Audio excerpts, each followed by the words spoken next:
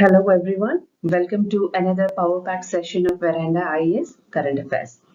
मैं हूं सुप्रिया और आपकी यूपीएससी के लिए एक गाइड और आज हम लेकर आए हैं एक ऐसा सेशन जो है full of strategic insights and high yield topics directly map to UPSC prelims and mains के सिलेबस के साथ। आज के सेशन में हम देखेंगे इंडिया के इकोनॉमिक सर्वाइवल के ग्लोबल डायनामिक्स को, क्वांटम कम्युनिकेशन जैसे कटिंग एज साइंस टॉपिक्स को, इंडिया नेवी के न्यूएस्ट स्टेल्थ एसेट को और कई ऐसे इंपॉर्टेंट टॉपिक्स, प्लस एक बहुत ही इंपॉर्टेंट हेल्थ एंड एग्रीकल्चर से रिलेटेड टॉपिक है एंटी माइक्रोबियल रेजिस्टेंस के लिए। हर टॉपिक का एनालिसिस होगा बहुत ही एग्जाम सेंट्रिक और हम हर टॉपिक का बैकग्राउंड समझेंगे। जो भी रिसेंट न्यूज का जो कॉन्टेक्स्ट है वो भी उसमें आ जाएगा एंड यूपीएससी के एग्जाम के पर्सपेक्टिव से, इंटरव्यू के पर्सपेक्टिव से उसको अंडरस्टैंडिंग कैसे कर सकते हैं वो हम देखेंगे। If you are very serious in your preparation and have a very less time for the preparation, then this session is very much tailor made for you. So let's start with the first topic, steering the Indian economy amidst the global troubles. Let's start. दुनिया के जो global trade dynamics में एक बहुत ही बड़ा tectonic shift चल रहा है। मल्टीलैटरलिज्म से बायलैटरलिज्म की तरफ शिफ्ट हो रहा है और कई देश अपना रहे हैं चाइना प्लस वन स्ट्रेटेजी को, जिसका मतलब है चाइना के अलावा किसी और रिलायबल पार्टनर को भी सप्लाई चेन का हिस्सा बनाना। इसका सीधा फायदा मिल सकता है इंडिया को, लेकिन साथ ही साथ कुछ चैलेंजेस भी होंगे। सोच के देखिए, अगर कोई global supply chain China centric नहीं रहेगी तो इंडिया अपने मैन्युफैक्चरिंग बेस को कितना अच्छे से एक्सपैंड कर सकेगा, एक ऑल्टरनेट हब बन जाएगा इंडिया। लेकिन यहाँ पर ट्विस्ट ये है कि United states alone accounts for 20% of India's merchandise export और भी कई सेक्टर्स हैं जिसमें वो कंट्रीब्यूट करता है। अगर यूएस में डिमांड या पॉलिसी अनसर्टेनिटी हो जाएगी तो इन सेक्टर्स पर ज्यादा इंपैक्ट पड़ता है, पर इंडिया की रेजिलियंस भी कुछ कम नहीं है। इंडिया के पास है एक बहुत ही strong service sector export base, जैसे IT, financial services etcetera. Healthy foreign exchange reserves है हमारे पास और रेमिटेंस जो हर ग्लोबल स्लोडाउन के दौरान भी बहुत स्टेडी रहते हैं। ये तीनों पिलर्स मिलकर बनाते हैं इंडिया के मैक्रो इकोनॉमिक स्टेबिलिटी का एक बहुत ही स्ट्रॉन्ग सपोर्ट। तो अब चैलेंजेस इसमें ये है कि क्या इंडिया शिफ्टिंग वर्ल्ड में अपना एक reliable trade partner image establish कर पाएगा। और यहाँ पे सरकार के पॉलिसी मूव्स जैसे जैसे कि पीएलआई स्कीम हो गई या trade deals like India UAE के सीपीए की डील, लॉजिस्टिक इंप्रूवमेंट्स, ये सब जो डिसाइसिव रोल प्ले करते हैं उनके ऊपर कैसा फोकस रहेगा गवर्नमेंट का, we have to see that. तो लेट्स अंडरस्टैंड कि इंडिया की जो ग्लोबल इकोनॉमिक डिस्ट्रप्शंस के दौरान रिजिलिएंट कैसे बना हुआ है हमारा देश। इस रेजिलियंस के पीछे कुछ की पिलर्स हैं जो इस स्लाइड में हम देखेंगे। सर्विस सेक्टर का जो स्ट्रेंथ है हमारा, इंडिया का आईटी और सर्विस एक्सपोर्ट सेक्टर दुनिया भर में एक रिलायबल परफॉर्मर बन चुका है। चाहे वो ग्लोबल रिसेशन हो या जियोपॉलिटिकल टेंशन, इंडिया के आईटी सर्विसेज जैसे कंसल्टिंग हो गया, क्लाउड कंप्यूटिंग हो गया एक्सेट्रा, वो बहुत ही फॉरेन एक्सचेंजेस हमें कमा के लाते हैं। अगर एग्जाम्पल की बात करें तो इन्फोसिस जैसे, विप्रो जैसे फर्म्स हैं, 2023 के इसमें रिकॉर्ड ऑर्डर बुक्स मेंटेन किए थे उन्होंने, डिस्पाइट जो यूएस में स्लो डाउन देखा हमने। फॉरेक्स रिजर्व्स की बात करेंगे तो ये इंडिया का एक बहुत ही सेफ्टी कुशन है। हमारे पास लगभग $6 बिलियन से ऊपर के फॉरेक्स रिजर्व्स हैं जो किसी भी एक्सटर्नल शॉक के टाइम करेंसी को वोलेटिलिटी से बचाएंगे और इन्वेस्टर का एक कॉन्फिडेंस भी बना रहता है इससे। अगर हम लो करंट अकाउंट डेफिसिट की बात करेंगे तो यहाँ एक मैक्रो इकोनॉमिक इंडिकेटर इंपॉर्टेंट हो जाता है। जो सीएडी होता है वो मैनेजेबल रेंज में रहना दिखाता है कि हमारा इंपोर्ट एक्सपोर्ट बैलेंस भी रिलेटिवली स्टेबल है। इसका मतलब ये है कि ग्लोबल मार्केट फ्लक्चुएशन के लिए ज्यादा वल्नरेबल नहीं है हम, और फिस्कल पॉलिसी पर भी इतना प्रेशर नहीं है। अब ये जो तीन फैक्टर्स देखे हमने, इससे कंबाइंड इफेक्ट ये होता है कि डिस्पाइट ग्लोबल ट्रबल्स हम में एक स्टेबल और कॉन्फिडेंट इकोनॉमी बन के उभर के आ रहे हैं। जब दुनिया अपने इकोनॉमिक मॉडल को रिस्ट्रक्चर कर रहा है तब इंडिया के पास एक गोल्डन अपॉर्चुनिटी है अपने इकोनॉमी को स्ट्रेटेजिकली रिकैलिब्रेट करने की। ये स्लाइड हमें बताएगा कि तीन ऐसे की एरिया जहां पे स्मार्ट इंटरवेंशन करनी चाहिए। First one is strategic trade negotiation. India को अपने जो भी बायलैटरल ट्रेड एग्रीमेंट्स है उसको एक्टिवली शेप करना होगा, बट विद सेक्टोरल प्रायोरिटाइजेशन और डोमेस्टिक इंटरेस्ट के प्रोटेक्शन के साथ। एग्जाम्पल, अगर इंडिया का यूएई, जो इंडिया और यूएई का सीईपीए है, या ऑस्ट्रेलिया के साथ जो एक्टा है, ये डील्स तभी मीनिंगफुल होंगी जब हम इंश्योर करें कि इंडियन फार्मर्स, एमएसएमईज या कोई सेंसिटिव सेक्टर्स को हम अनड्यू हार्म ना पहुंचाए। मैन्युफैक्चरिंग में भी ऐसा ही है। मैन्युफैक्चरिंग एंड एमएसएमई को बूस्ट करना इतना इंपॉर्टेंट हो गया है क्योंकि इंडियन कॉम्पिटिटिवनेस हमें बढ़ाना है, और इसमें रोल प्ले करते हैं जैसे इलेक्ट्रॉनिक्स, फार्मा जैसे पीएलआई स्कीम की मदद से हम उनको इम्प्रूव कर सकते हैं। नॉन टैरिफ बैरियर्स का रेजोल्यूशन हो या कोई फिजिकल इंफ्रास्ट्रक्चर का डेवलपमेंट, तो इससे क्या होता है, एमएसएमई जो होते हैं कंट्रीब्यूट करते हैं 30% से भी ज्यादा इन द जीडीपी, तो उनका एम्पावर करना नेशनल इंटरेस्ट भी है हमारे लिए। अगर हम जियोपॉलिटिकल अलाइनमेंट की बात करेंगे तो आज का जो जियोपॉलिटिक्स है एक बहुत ही नया स्कोप दे रहा है हमारे लिए। India can be that trusted alternative to China in manufacturing and servicing. अब ग्लोबल प्लेयर्स की लाइक जैसे होते हैं Japan, South Korea etcetera, actively India के साथ अपना कुछ बायलैटरल सप्लाई चेन या कोई डाइवर्सिफाई करने में इंटरेस्टेड दिखा रहे हैं, प्रोवाइडेड हम उनको एक stable business friendly ecosystem create करके दें। तो यहाँ हमारा फोकस कैसे होना चाहिए, पॉलिसी में बहुत क्लैरिटी होनी चाहिए, थोड़े टैक्सेशन में रिफॉर्म्स या और कुछ ease of doing business metrics पर हम अगर कुछ काम करें तो इट कैन बी पॉसिबल। और सो जो ओवरऑल स्ट्रेटेजिक रिकैलिब्रेशन का मतलब क्या है यहाँ पे, कि हम ना ट्रेड को स्मार्टली नेगोशिएट करेंगे, मैन्युफैक्चर को एम्पावर करेंगे एंड जियोपॉलिटिक्स को अपने फेवर में यूज करेंगे। तो ये जो 3 डायनामिक्स हमने देखे यहाँ पे, ये यूज करके हम अपना स्ट्रेटेजी रिकैलिब्रेट कर सकते हैं। हमने आज एक बहुत ही इंपॉर्टेंट टॉपिक देखना है। We have been reading this for a couple of for last month, whole month. लेकिन आज ये आर्टिकल हमें बहुत ही ब्यूटीफुल इंसाइट्स दे रहा है। जब भी हम बात करते हैं डिप्लोमेसी की, तो वो सिर्फ ट्रीटीज, एम्बेसीज तक सीमित नहीं रहता। अब यहाँ पे वो एक स्ट्रेटेजिक कम्युनिकेशन टूल बन चुका है, और इसी का एक बहुत ही कम एग्जाम्पल है ऑपरेशन सिंदूर। अब इसका बैकग्राउंड तो सबको पता है, we have been discussing it about it a lot. जब वो लॉन्च किया गया था हमारे फलगम टेरर अटैक के बाद, as a response to the need for global support against terrorism. लेकिन यहाँ पे इनोवेशन ये था कि इंडिया ने ट्रेडिशनल डिप्लोमेसी से हटकर एक प्रोएक्टिव पब्लिक डिप्लोमेसी अप्रोच अपनाया था।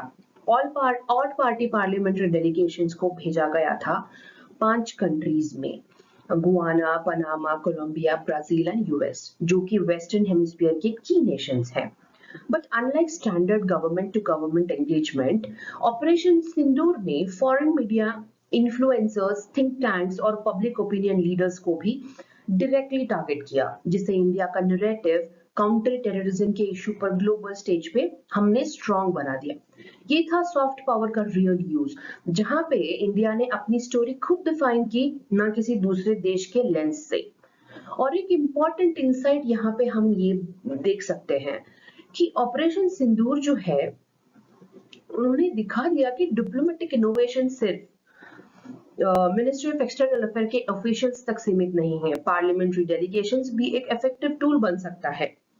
अब इंडिया ने दिखाया कि नेशन ब्रांडिंग और स्ट्रेटेजिक नैरेटिव बिल्डिंग भी एक सोवरेन रिस्पांस का पार्ट हो सकता है।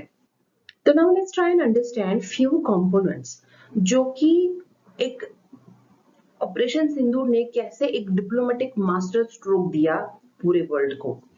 यूनिफाइड नेशनल वॉइस एक कंपोनेंट है, जहां पे सबसे पहले इंडिया ने अपने मैसेज को इंटरनेशनल स्टेज पे एक यूनाइटेड और बायपार्टिसन वॉइस के साथ प्रेजेंट किया। क्रॉस पार्टी पार्लियामेंट्री डेलीगेशन का मतलब था कि ये सिर्फ एक पॉलिटिकल पार्टी का स्टांस नहीं है, बल्कि पूरे भारत देश का कंसेंसस है on the issue of counter terrorism. ये मूव ने इंडिया की क्रेडिबिलिटी ग्लोबली बूस्ट की और दिखाया कि डेमोक्रेसी में भी नेशनल सिक्योरिटी पे एकता हो सकती है। When it comes to counter misinformation, आज की ग्लोबल मीडिया एनवायरनमेंट में परसेप्शन वॉरफेयर भी एक रियल बैटलग्राउंड है। ऑपरेशन सिंदूर ने प्रीएम्प्टिव एंगेजमेंट करके डिस्टॉर्ट की गई नैरेटिव्स को चैलेंज किया, इंडिया ने फैक्ट्स, लीगल और हिस्टोरिकल कॉन्टेक्स्ट के साथ भी अपनी बात रखी, जिसे इंटरनेशनल मीडिया और पॉलिसी सर्कल्स में बहुत ही क्लैरिटी और सिंपैथी दोनों मिले। कल्चरल सॉफ्ट पावर कह सकते हो आप। डिप्लोमेसी सिर्फ स्पीचेस नहीं होती है, इमोशन भी एंगेज करना पड़ता है।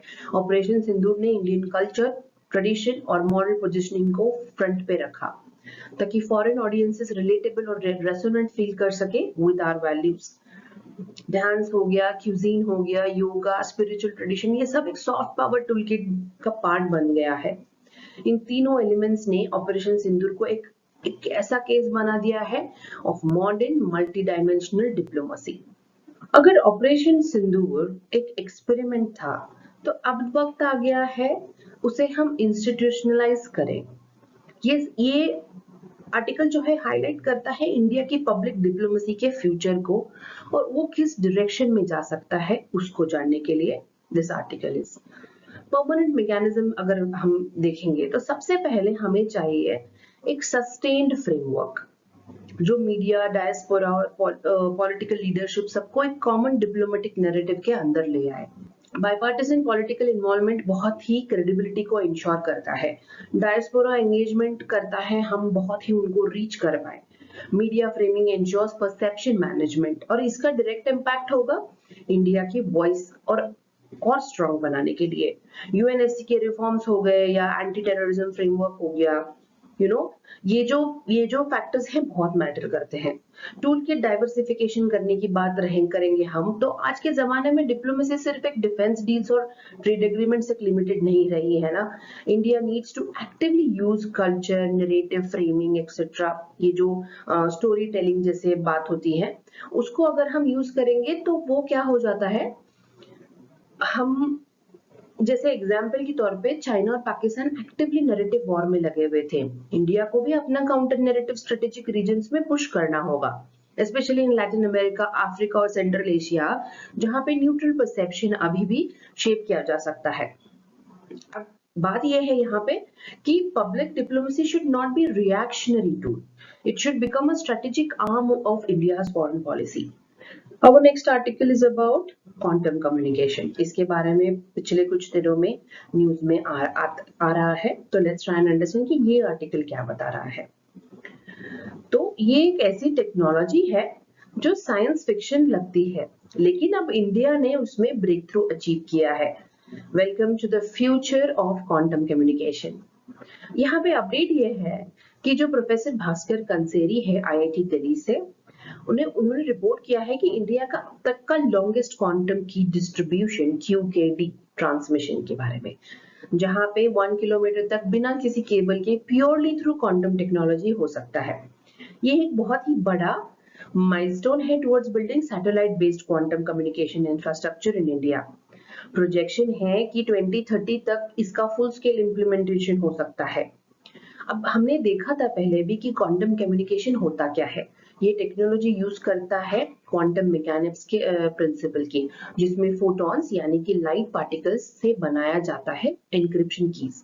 और सबसे खास बात ये है कि इन कीज को हैक करना इम्पॉसिबल है। अगर कोई ईव्सड्रॉप या स्नूप करने की कोशिश करेगा तो सिस्टम तुरंत अलर्ट कर देगा, making it unbreakable and tamper proof. अब इसका बिगेस्ट इम्पैक्ट हम कहाँ देखेंगे? साइबर सिक्योरिटी एप्लीकेशंस में, from defence communication to banking etcetera. और यहाँ एक और बात भी समझना जरूरी है कि चाइना जो है is already ahead in quantum satellite communications. तो इंडिया का ये जो ब्रेक थ्रू है वो बहुत ही इंपॉर्टेंट बन जाता है। हम future ready communication, national security backbone या हमारा जो रिसर्च है उस डिपार्टमेंट भी हम एक बहुत ही ग्लोबली लीड कर सकते हैं इसमें। In the last slide we saw कि क्वांटम कम्युनिकेशन में ब्रेक थ्रू अचीव कैसे किया। तो यहाँ पे हम अंडरस्टैंड करेंगे कि क्वांटम की डिस्ट्रीब्यूशन का एक्चुअल मैकेनिज्म कैसे होता है। सबसे पहले बात करते हैं क्वांटम प्रिंसिपल की, जो हाइंसबर्ग अनसर्टेनिटी प्रिंसिपल और क्वांटम एंटेंगलमेंट की बात करता है। ये दोनों क्वांटम मैकेनिक्स के फंडामेंटल रूल्स हैं। इसका मतलब ये है, एक फोटॉन की पोजीशन और मोमेंटम को एक साथ एक्यूरेटली मेजर नहीं किया जा सकता। और अगर दो फोटॉन्स एंटेंगल हैं तो अगर आप एक को छेड़ते हो तो दूसरे में चेंज दिखाई देता है, चाहे वो कितनी भी दूरी पर हो। अब इसका डायरेक्टली इम्प्लीकेशन ये हो जाएगा कि कोई भी स्नूपिंग या ईव्सड्रॉपिंग होती है तो सिस्टम तुरंत अलर्ट हो जाएगा। फोटोन एक्सचेंज मतलब इस प्रोसेस में क्वांटम पार्टिकल्स यानी फोटॉन्स का यूज होता है सीक्रेट कीज बनाने के लिए। अगर कोई अनऑथराइज्ड एक्सेस ट्राई करता है तो क्वांटम स्टेट अल्टर हो जाता है और कम्युनिकेटिंग पार्टीज को वार्निंग मिल जाती है इसके चलते। अब इसीलिए कहा जाता है कि quantum communication is very theoretically unhackable. Free space transmission की बात करेंगे और आईआईटी दिल्ली ने जो इस फिजिकल वायर्स के बिना उसको डेमोन्स्ट्रेट किया using optical beams in the atmosphere. अब ये टेक्निक कहलाता है फ्री स्पेस ऑप्टिकल कम्युनिकेशन और यही बनेगा सैटेलाइट बेस्ड क्वांटम नेटवर्क का एक बहुत ही फाउंडेशन इन द फ्यूचर। अब ये जो ब्रेक थ्रू है इसका मतलब है कि India is now stepping into the league of nations developing next gen cyber security infrastructure. और ये जो क्वांटम साइंस का यूज है अगर इसी तरह इफेक्टिवली इसमें हम रिसर्च आगे बढ़ाएंगे तो ये हमारे लिए बहुत ही एक ग्रेट अचीवमेंट होगी। So let's now talk about एक विजन की इंडिया के क्वांटम फ्यूचर की बाय 2020-30 तक, और यहाँ स्पॉटलाइट में है प्रोजेक्ट सूर्या। क्वांटम टेक्नोलॉजी अब सिर्फ लैब रिसर्च नहीं रहा है, ये बन रही है स्ट्रेटेजिक नेशनल इंफ्रास्ट्रक्चर का हिस्सा। Let's break this down into some key focus areas. Research and development की बात करेंगे तो क्वांटम में आगे बढ़ने के लिए चाहिए कंटिन्यूड फंडिंग और इंटरडिसिप्लिनरी रिसर्च हब्स जिसमें physicist, engineers, cyber security experts और पॉलिसी मेकर्स मिलकर काम करेंगे। इंडिया ऑलरेडी एक इंस्टीट्यूशन ऐसा ऑलरेडी उनके पास कई सारे इंस्टीट्यूशंस है, आईआईटी है, डीआरडीओ है जो कंट्रीब्यूट करते हैं। अब फोकस होना चाहिए कमर्शियल एप्लीकेशंस और टेक डिप्लॉयमेंट पर। सैटेलाइट इंटीग्रेशन की बात रहेगी तो क्वांटम कम्युनिकेशन के लिए सैटेलाइट सपोर्ट मिशन क्रिटिकल हो जाता है। इसरो के सैटेलाइट नेटवर्क के साथ अगर हम क्वांटम कैपेबिलिटीज इंटीग्रेट करेंगे तो इंडिया को हम डेवलप कर पाएंगे unhackable real time secure national communication infrastructure. Think of it as own India's own quantum internet backbone. सब कुछ बहुत ही एनक्रिप्टेड रहेगा एट द फोटोन लेवल। अगर नेशनल सिक्योरिटी की बात करेंगे तो क्वांटम टेक्नोलॉजी जो है एक बनेगी एक गेम चेंजर। मिलिट्री कम्युनिकेशंस हो गई या साइबर सिक्योरिटी में या कोई ऐसे फाइनेंशियल ट्रांजैक्शंस में, आज जहां पे हम साइबर अटैक्स बहुत ही ग्लोबल थ्रेट की तरह देखते हैं, क्वांटम एन्क्रिप्शन बनेगा इंडिया का अल्टीमेट डिफेंस शील्ड। तो इंडिया का टारगेट है कि 2030 तक हम सिर्फ ग्लोबल प्लेयर नहीं, क्वांटम स्पेस में जो है एक ग्लोबल लीडर बन जाए। Moving to our next topic of the day, एक एरा खत्म हो रहा है। India is about to commission its last foreign-built warship, INS Tamal, on 1st July 2025. ये शिप है एक, it is doing this at Kaliningrad, Russia. ये ship है एक Krivak class Project 11356 stealth frigate, जिसे जाना जाता है for its multi role combat capability, stealth technology और लॉन्ग रेंज स्ट्राइक पावर। लेकिन सबसे इंपॉर्टेंट बात यह है कि आईएनएस टमल के बाद no more Indian warship will be built abroad. ये एक बहुत ही बोल्ड मूव है towards Atmanirbhar Bharat and make in India के डिफेंस इनिशिएटिव्स में। आईएनएस टमल ज्वाइन करेगा वेस्टर्न नेवल कमांड के वेस्टर्न फ्लीट को, जो कहलाता है sword arm of the Indian navy, और इससे बढ़ेगी इंडिया की ब्लू वाटर नेवल कैपेबिलिटी, मतलब deep sea long range maritime strength. अब इसका जो स्ट्रेटेजिक इंपॉर्टेंस रहेगा, इंडिया जो है it is shifting from import dependency to domestic defence production, और INS Tamal is the last page of this chapter. ये एक माइलस्टोन है not just for the navy but for India strategic autonomy vision. Let's now talk about INS Tamal के technical fire power की, जो जिसे बनाता है एक world class stealth multi role frigate. Let's quickly decode the specs. Displacement की बात करें तो 3900 टन्स। ये वेसल जब पूरी तरह लोडेड होती है with weapons, fuel, crew, supplies, तो इसका वेट होता है 3900 टन। स्केल का शिप हाई सीज में लॉन्ग ड्यूरेशन मिशंस के लिए बहुत फिट होता है। लेंथ की बात करें तो 125 मीटर्स का लेंथ, इसका मतलब है better stability, radar signature reductions, combat readiness in ocean waters.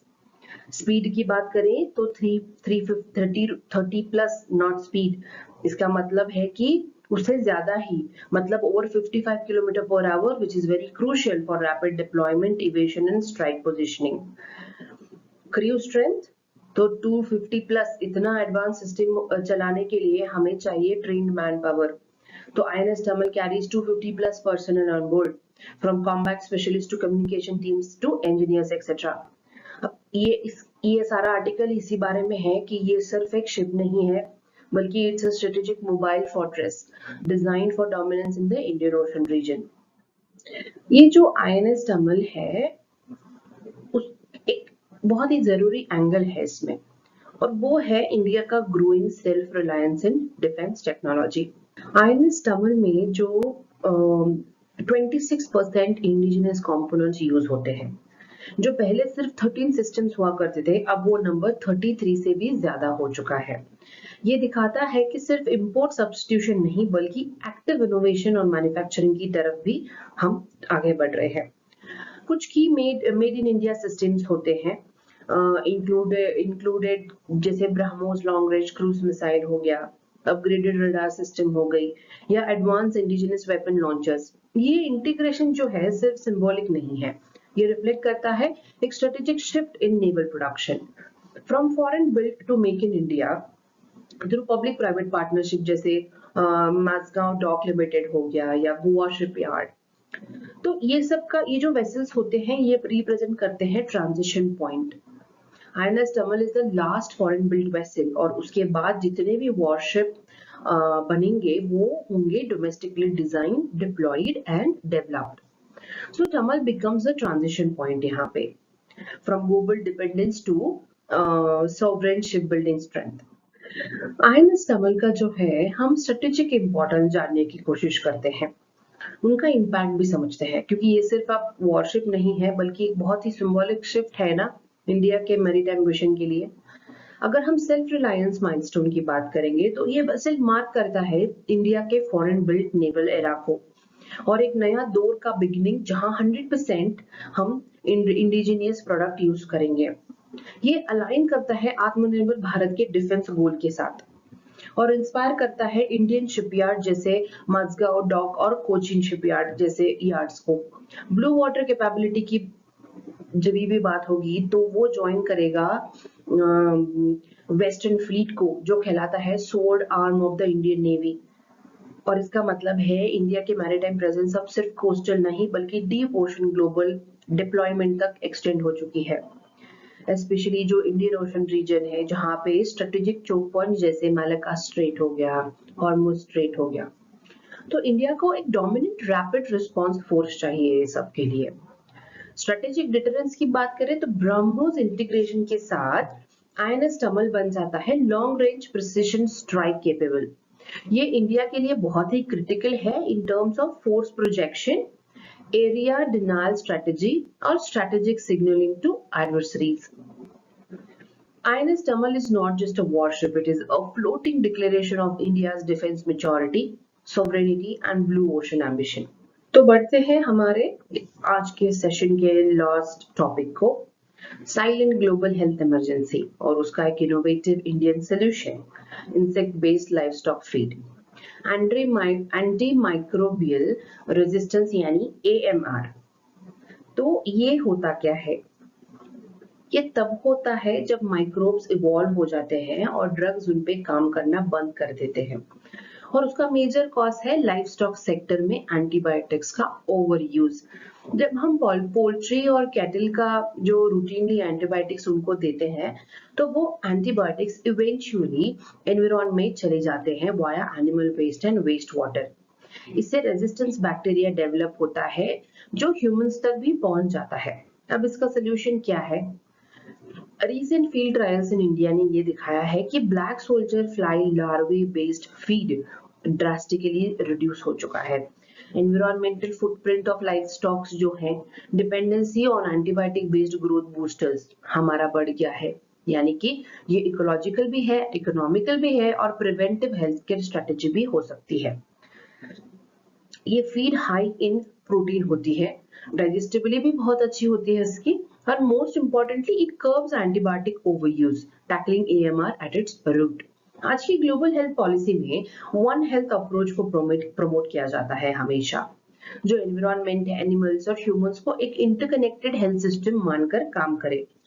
ये इनिशिएटिव जो है यहाँ पे परफेक्टली फिट होता है। इंडिया का जो है, अगर हम स्केल करेंगे इस पे, तो we won't just feed our livestock better, we will protect our future generation from post antibiotic era. Let's in detail understand कि इंसेक्ट बेस्ड फीड का मैकेनिज्म होता क्या है और ये कैसे एक गेम चेंजिंग एग्रीकल्चर इनोवेशन है। Let's break it down into 4 की बेनिफिट्स।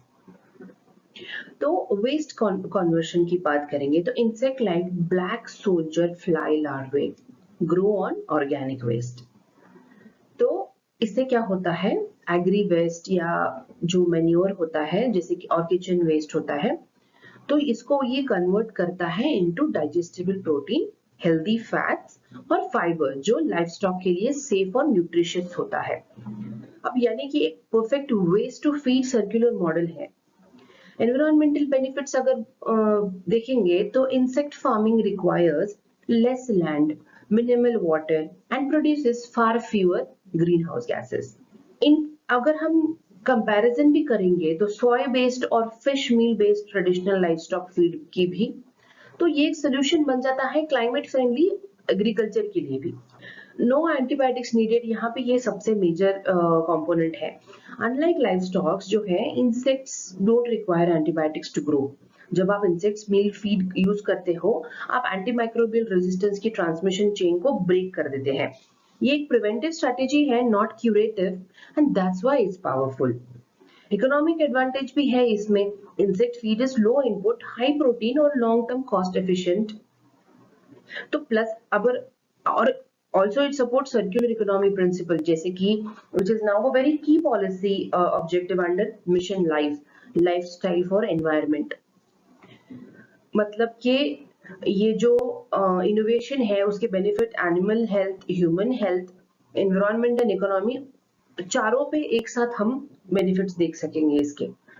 तो लेट्स नाउ सी कि इंडिया ने ग्राउंड लेवल पे इंसेक्ट बेस्ड फीड इकोसिस्टम में क्या प्रोग्रेस किया है और कैसे ये टेक्नोलॉजी पायलट फेज से रियल वर्ल्ड डिप्लॉयमेंट की तरफ आगे बढ़ रही है। इंस्टीट्यूशनल पुश अगर आप देखोगे तो इंडिया के लीडिंग रिसर्च बॉडी जैसे CIBA है, ICAR है, जो फिशरीज इंस्टीट्यूट का है, और CIBA है।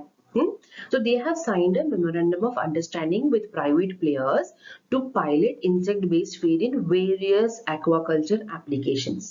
और यहाँ पे टारगेट करते हैं श्रिम्प एक्वाकल्चर, एशियन सी बास को, टिलापिया जैसे, या पैंगुआसियस फार्मिंग हो। तो ये वो सेक्टर्स हैं जो ट्रेडिशनली हेवीली डिपेंडेंट होते हैं फिश मील और एंटीबायोटिक्स पर। तो यहाँ पे सस्टेनेबल और सेफ प्रोटीन ऑल्टरनेटिव्स की तरफ एक शिफ्ट ये लोग कर रहे हैं।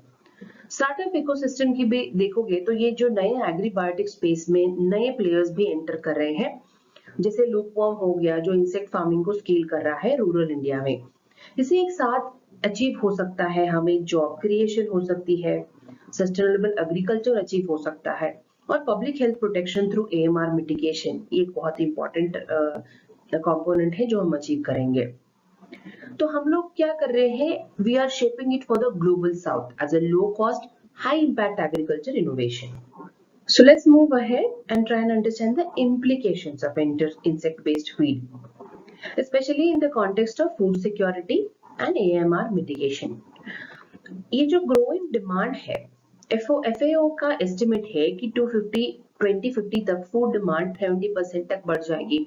अब ऐसे में ट्रेडिशनल प्रोटीन सोर्सेस लाइक सोय या फिश मिल सस्टेनेबल नहीं रहेंगे, उनका ओवर यूज एंटीबायोटिक्स की डिपेंडेंस से भी बढ़ाएगा। तो इसीलिए हम चाहते हैं नोवेल लो फुटप्रिंट प्रोटीन ऑप्शंस, और इंसेक्ट बेस्ड फीड्स यहाँ पे परफेक्टली फिट होते हैं। AMR मिटिगेशन की जब भी हम बात करते हैं, इंसेक्ट फीड अगर पॉलिसी लेवल पर हम लेके आएंगे तो इंडिया अचीव कर सकता है अपना वन हेल्थ गोल, जिसमें ह्यूमन, एनिमल और एनवायरनमेंट हेल्थ का एक साथ उनको ऑप्टिमाइज किया जाएगा। और ये स्ट्रेटेजी डायरेक्टली फ्लाइट करेगी AMR के साइलेंट पैंडेमिक को।